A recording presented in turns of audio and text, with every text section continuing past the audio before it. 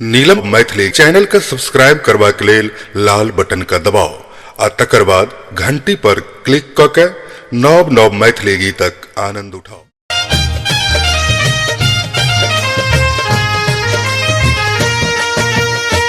जगमग जगमग पोखरिक कात से सुहावन लागना।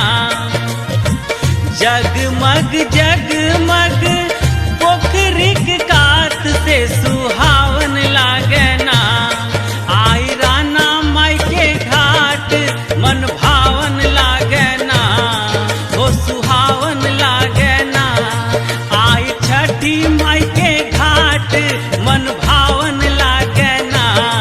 हो सुहावन लागना।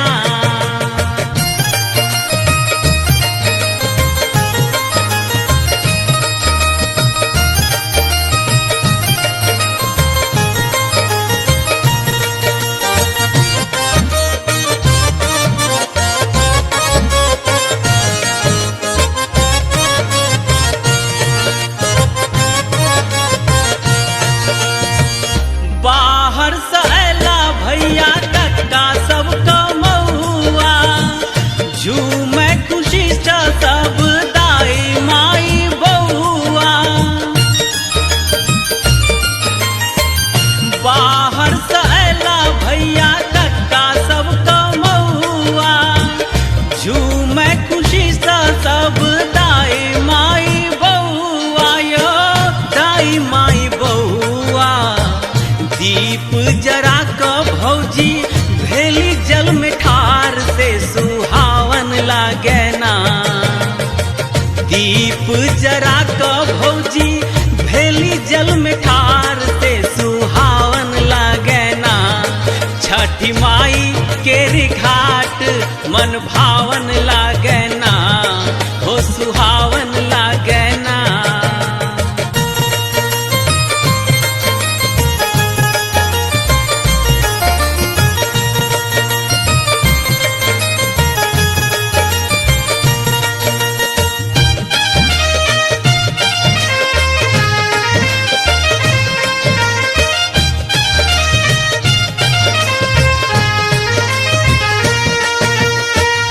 भेल जकरा ललना से नटुआ नचावे।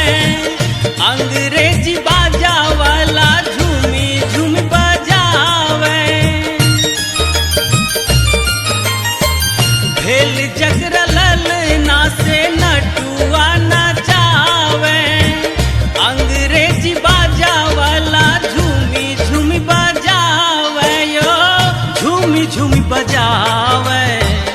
बउआ दुलरुआ सब फोरे पटाखा से सुहावन लागना। बउआ दुलरुआ सब फोरे पटाखा से सुहावन लागना। राना माई के घाट मन भावन लागना। हो सुहावन लागना।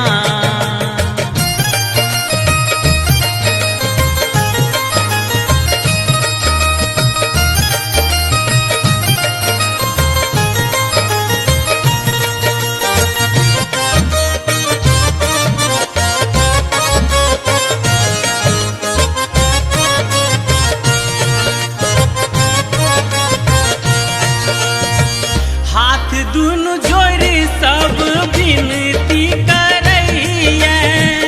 सोनल बसंत देखू गीत गवैया। हाथ दुनु जोड़ी सब विनती करैया। सोनल बसंत देखू गीत गवैया। यो गीत गवैया। घाट पर चारू दिस होइया जय जयकार से सुहावन लागना। घाट पर चारू दिस होइया जय जयकार से सुहावन